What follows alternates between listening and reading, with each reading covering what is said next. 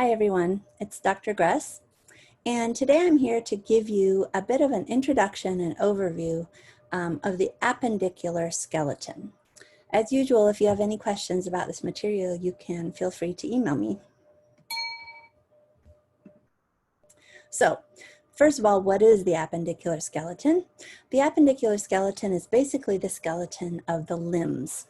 So you probably know the word appendix, and you probably think of the appendix inside your abdomen attached to your large intestine. But really, an appendix is just something that's tacked on to something else. So if you think about an appendix at the end of a book, that's something that they wanted to put in the book, but they didn't quite have anywhere that it really fit, so they just stuck it on the end. So your appendicular skeleton are the bones that are stuck on to your axial skeleton. Remember that your axial skeleton includes your head, vertebrae, sternum, and ribs.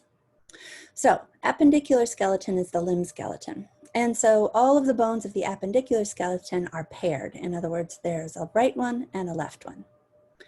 Now, knowing that the appendicular skeleton includes the limbs, you probably already know what the functions of the appendicular skeleton are.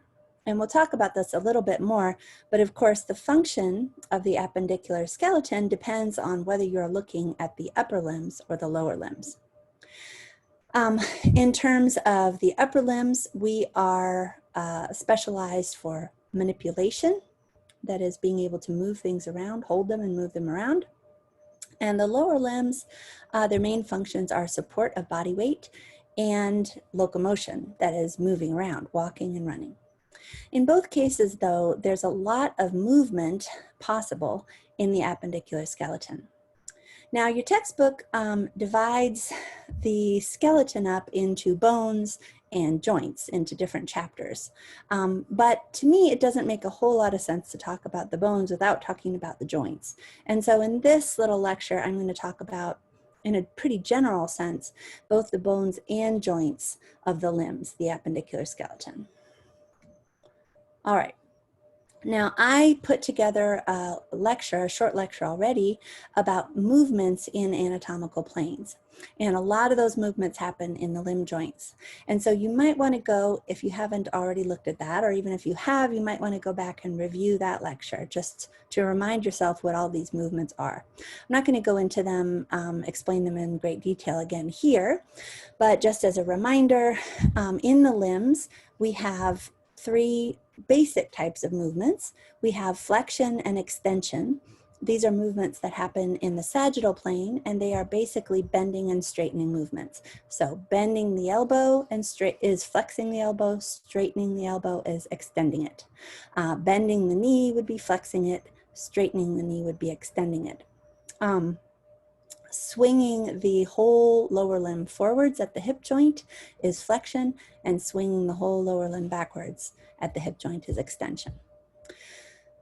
You probably remember abduction and adduction are movements that occur in the frontal or coronal plane in the limbs, and these movements occur in the limbs, not in the axial skeleton.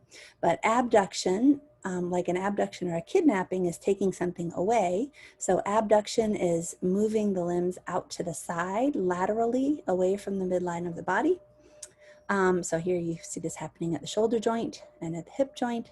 And adduction, with a D, is adding the limb back onto the body. So moving it medially toward the midline of the body. And again, those are in the frontal or coronal plane. The other sort of generic movement or common movement of the limbs is rotation. And this is a transverse plane movement or axial plane movement. It's a twisting around the long axis of a bone. So you can see here she is rotating her humerus. She's rotating her shoulder joint. You rotate your hip joint as well. There are other specialized movements too that we'll get into later. For example, pronation and supination of the forearm, and inversion and eversion in the ankle, for example. And there are other ones too that we could talk about later. But those are the most common and basic movements that happen in the limb joints. Now, there are lots of different types of joints. There are different ways of classifying joints. First of all, we can classify joints by how much they move, but then we can also classify them by the shape of the joint.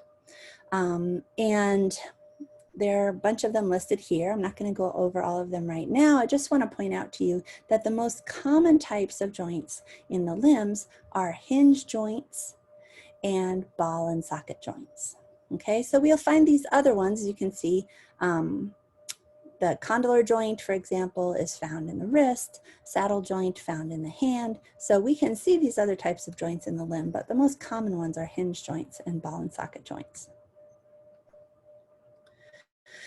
Ball and socket joints can be found at the hip and at the shoulder, and hip and the shoulder, excuse me, and those joints allow movement in all three planes. So in other words, all of the movements that I showed you just a minute ago can happen both at the shoulder and at the hip. So we can have flexion and extension at the shoulder and the hip, abduction and adduction, and rotation. Because both the humerus and the femur have a ball or head at the top that fits into a socket on the scapula or the hip bone or pelvis, that allows movement in every plane.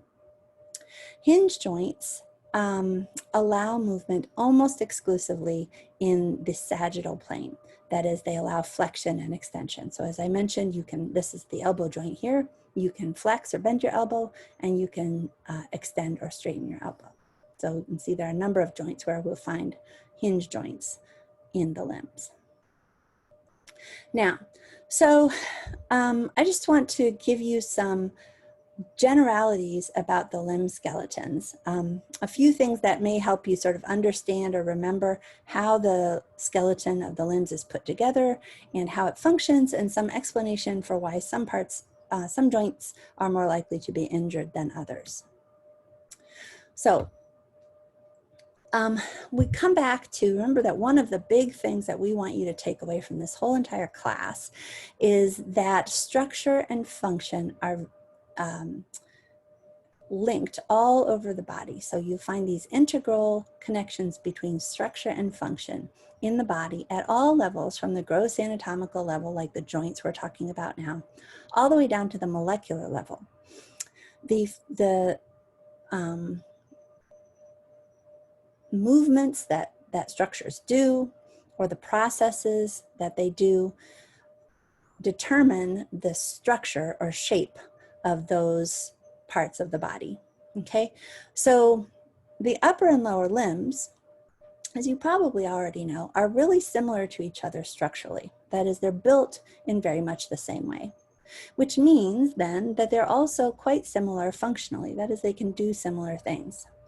The reason for the similarity between the upper and the lower limb, of course, is that we are descended from quadrupeds, right? Our ancestors, up until about 6 million years ago, were all quadrupeds. That is, they all went around on all fours, which means all four of their limbs were made to, had been selected for movement, for locomotion. In humans, we have specialized the upper limb versus the lower limb, and we'll talk about that a little bit more in a minute. But first, let me give you a quick overview of the structure of the upper and lower limb so you can see how similar they are to each other. So remember, the axial skeleton includes the skull, the vertebrae, which includes the sacrum down here at the bottom, the sternum or breastbone, and the ribs. Okay, and attached onto that are the limbs, the appendicular skeleton. Now, both at the upper limb and the lower limb, the part that attaches onto the axial skeleton is what we call a girdle bone. And now, of course, when I say a girdle bone, what I mean is a pair, because it's the same thing on the right and on the left. We have these flattish bones that attach the limb to the axial skeleton. On the upper limb, we've got the scapula, which articulates with the clavicle and then the sternum. And that sternum actually is the only bony joint between the upper limb and the axial skeleton. In the lower limb, we've got these two os coxae, they're called, which just means hip bone, and sometimes they're just called hip bones. So these two sides of the pelvis, not including the sacrum, which is part of the axial skeleton, these two hip bones are the part of the lower limb that attaches it to the axial skeleton. So we've got this flattish, what we call a girdle bone. Then we have a ball and socket joint, as I mentioned, in the shoulder and the hip. that articulates with, that means forms a joint with, the single large bone in the proximal segment of the limb. So the scapula articulates with the humerus at the shoulder joint, the glenohumeral joint. We'll talk about that in more detail later. So that we've got this ball and socket joint. The os coxa articulates with the femur at the hip joint, okay? Moving on down distally through the limbs, we come to a hinge joint at the elbow and at the knee. The elbow is actually a little bit more complicated, but it's primarily a hinge joint. And the distal elements of both the upper and lower limbs are composed of two smaller parallel bones. In the upper limb, we've got the radius and the ulna, and in the lower limb, we've got the tibia and the fibula. So I'm just going to point out a couple of things here before I move on, a couple of nomenclature things. When in everyday colloquial speech we talk about the arm, we're just talking about our whole upper limb, right? Anatomists use the arm very specifically to refer to the proximal element of the upper limb. That is, between the elbow and the shoulder is the arm. So the bone of the arm is the humerus. The distal segment of the upper limb is the forearm. So the radius and the ulna are the bones of the forearm. And this is really the main place where anatomical position comes into play. So you remember that anatomical position is mostly like what you see here, just sort of a natural stance, standing straight up, facing forward, knees straight, arms straight, toes pointing forwards. The one thing that's unnatural about it is that the palm of the hand is facing forward and the thumb is pointing laterally in anatomical position.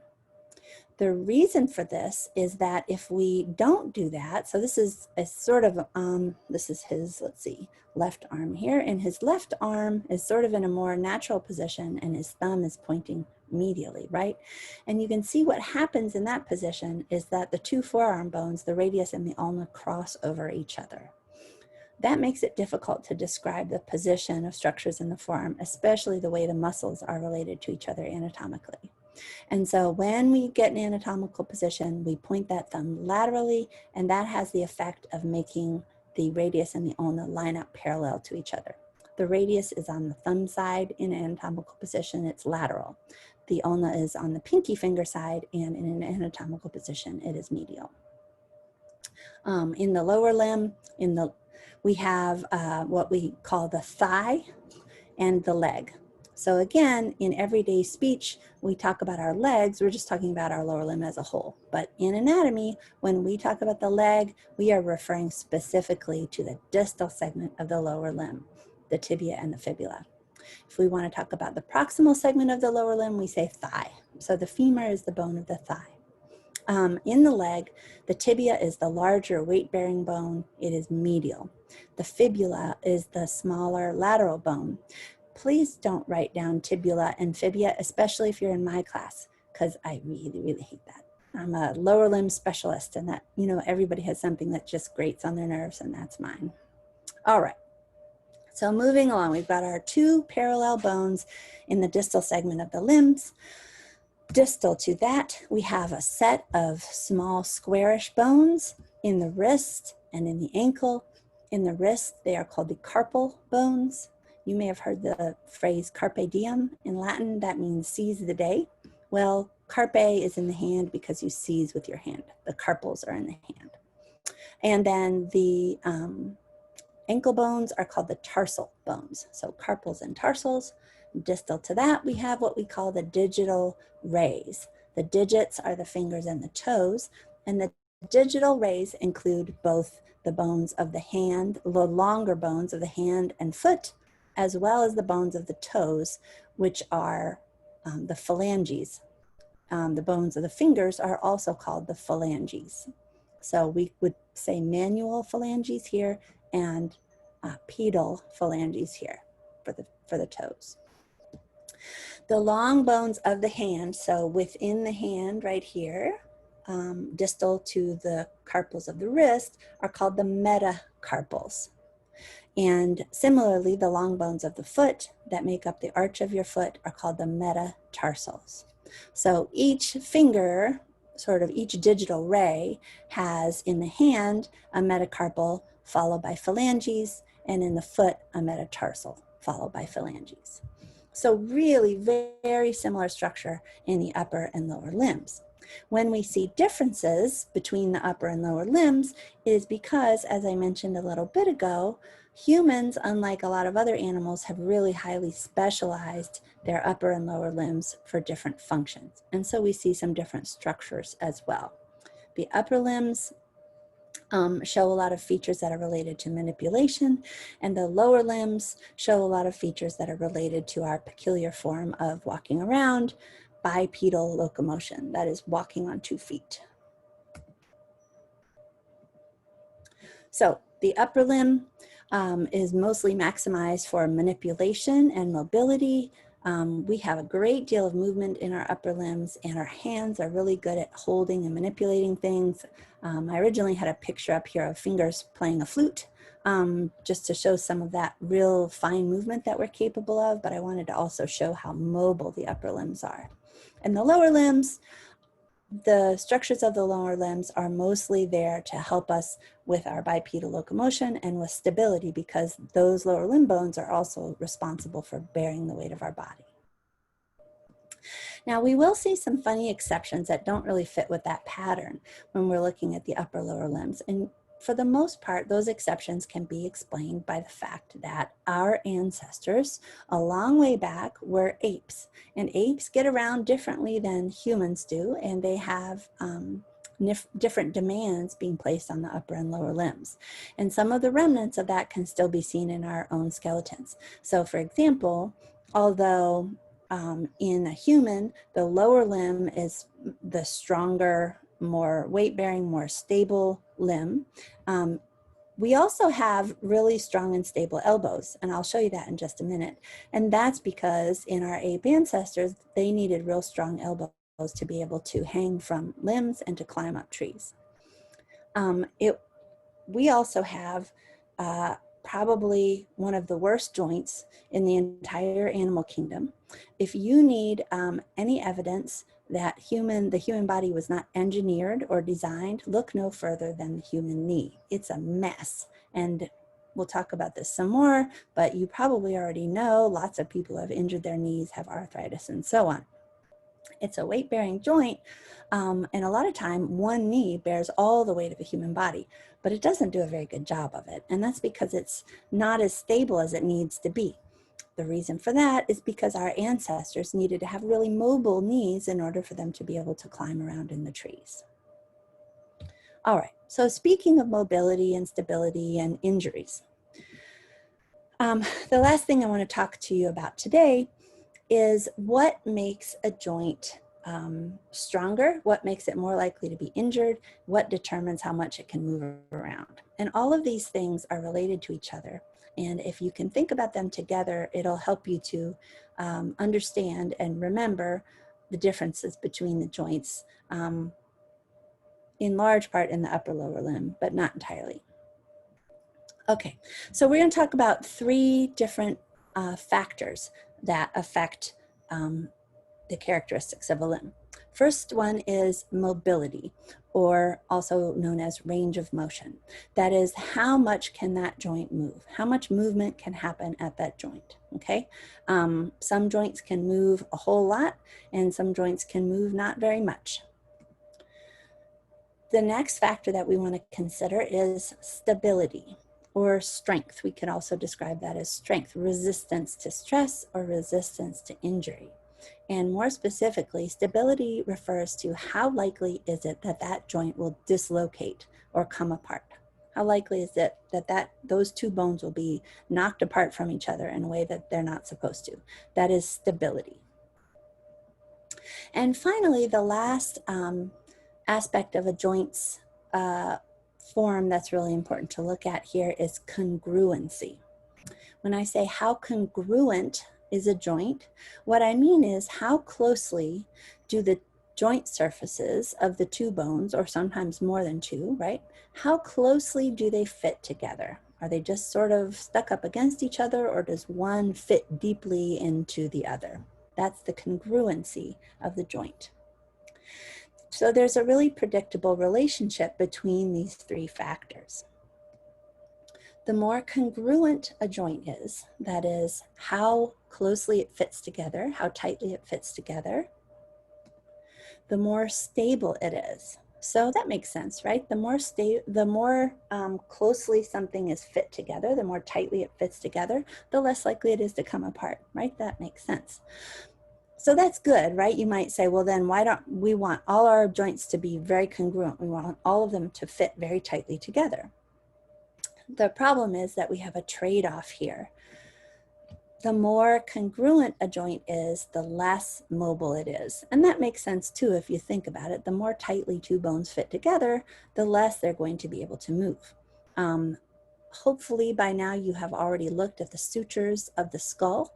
And if you were looking at them, I put my fingers up here, you notice that the sutures of the skull fit together in a zigzaggy way like this, like a jigsaw puzzle almost. The reason for that is once we're grown up, we don't want our skull bones to move relative to each other. We want to make a nice, tight, strong box to protect our brain. So those sutures in the skull have a very high congruency. They fit together very, very tightly and firmly. They're very stable, but they don't move at all. At least they shouldn't move at all. Okay, so there's always a trade-off between stability and mobility. And, we don't want all of one or all of the other. So there's always going to be some degree of stability and some degree of mobility, but as one goes up, the other goes down. So now I'm going to give you a couple of examples, and I am going to attempt to draw here on my computer. So bear with me, and I hope this works. Let's see here. Let me get my pen. All right. So just to give you a couple of examples, the shoulder versus the hip. So remember that both of them are ball and socket joints, but remember also that the upper limb is in general maximized for mobility. We want to be able to move our arms around a lot, all around us, right? And because, especially in humans, our upper limb's not usually bearing our weight, we don't need it to be super stable. So we can compare, right, here I go here, just see how this works. We can compare the shoulder joint to the hip joint. So this is the head of the humerus. That is that big ball-shaped feature at the top of the humerus, the proximal end of the humerus. So it's shaped like a little bit flat, but it's basically a big round ball like that, okay? And remember which bone that humerus articulates with? It's the scapula. So remember, this is a ball and socket joint. The humerus, the head of the humerus, is shaped like a ball. Mine's a little flattened here. Let me see if I can make it a little bit rounder. Be a little better. The scapula, the socket on the scapula is called the glenoid cavity, and it is not a good socket. So if you think of a ball and socket joint, what you probably are thinking about is a ball like this, like the head of the humerus, and then a cup-shaped feature that ball would go into. Instead, what we have on, I don't know if I can change the color here. Oh, yes. Instead, what we have here on the glenoid cavity is it's really almost flat. It's a little flat surface, and so we're looking at it here in the frontal plane. We're looking at it from the front. If we were to look at the glenoid cavity in a lateral view from the side, we would see that the glenoid cavity is shaped like a pear. So it's not only is it flat, it's not round. So what does this mean? So let me see if I can write this here. Oh, this is bad. All right, I'm not going to try to write any more words. All right, this is the humerus. So what happens here is that the head of the humerus is able to slide all around on this flat little glenoid cavity, which gives us a tremendous amount of mobility. Right, we can move our shoulder joints in almost a whole sphere. So you can reach up over your head, way over to the side, way down and across your front and back. So you can make almost a sphere with your shoulder joint here. But how many of you know someone who has dislocated their shoulder? Or maybe you've done it yourself. A lot of us, right? Because the shoulder is so lacks congruency, because those bones don't fit tightly together, it lacks stability, which means it can be easily dislocated. It's very easy for that humeral head to slide right off of the glenoid cavity, which is a shoulder dislocation. It just doesn't fit tightly enough in there for it to stay in all on its own. Now let's contrast that with the hip. So the hip is formed, again, this is a ball and socket joint, formed by the head of the humerus. There's the humeral head, humeral neck. Forgive me, it's not very good. There's the humeral neck, and this is the greater trochanter up here. Not too bad. All right, so that's the femur. This is the ball of the ball and socket joint of the hip. And now if I draw on, change pen color again here. If I draw on the socket part of that ball and socket joint, the socket is called the acetabulum. And this is a deep, round socket on the pelvis, or on the os coxa, or hip bone. Now, my drawing is not perfect, but this gives you some idea. So the pelvis goes up from here, and the pelvis goes down from here, okay? So we've got this deep, round socket for our ball and socket joint from the hip. The femoral head going into that acetabulum. So what can we say if we compare these two joints?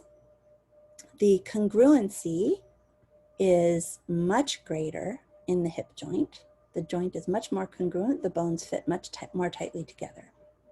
So which joint is more stable? The hip joint is much more stable. So as I said, it's really common for people to dislocate their shoulders, but hardly anybody dislocates their hip joint. Usually it involves some kind of major trauma, like an automobile accident. So you have to get hurt really, really badly in order for your hips to get dislocated.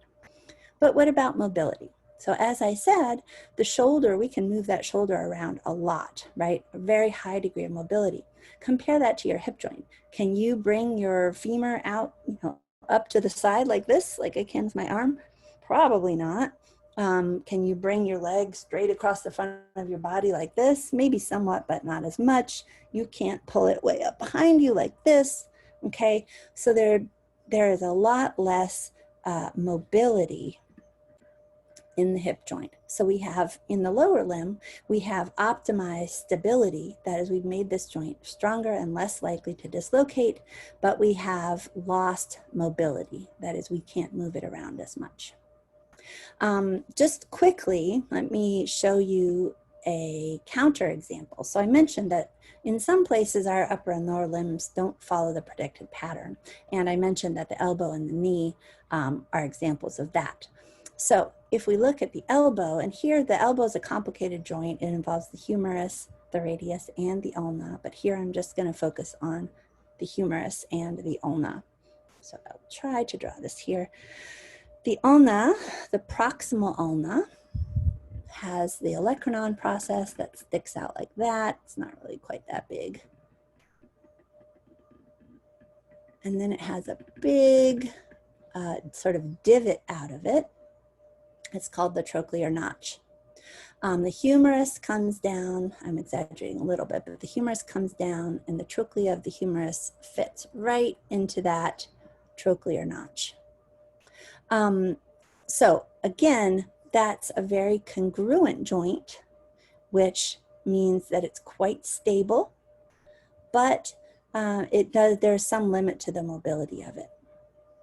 The knee, as I mentioned, the knee is a terrible joint, okay? And this is somebody talking to you from the point of view about to get a knee replacement because of arthritis. And I'm not that old. All right, so the knee is also 3 bones, the femur, the tibia, and the patella. I'm going to leave the patella off of this one. So the femur comes down, and we've got these fairly round structures at the bottom of it called condyles. Okay, so that's the bottom of the femur right there. Again, we're looking from the side. So there's this round condyle on the bottom of the femur. Now, what is it sitting on top of? The femur is sitting on top of the tibia. And the top of the tibia is, not only is it not, does it not go in, like what we see over here on the ulna, it's flat, or on the lateral side, it's actually even sort of slopes up like this. So this is the weight-bearing bone of our lower limb, or the weight-bearing joint of our lower limb. And a lot of times when we're when we're walking or running, all of our body weight is transmitted from our hip down through our femur, through our knee down to the ground. And if you look at this, basically what we've got going on here is a bowling ball balanced on top of a table, okay? So not congruent at all. Those 2 bones don't fit together very well at all. So what's going to happen to the stability in that joint?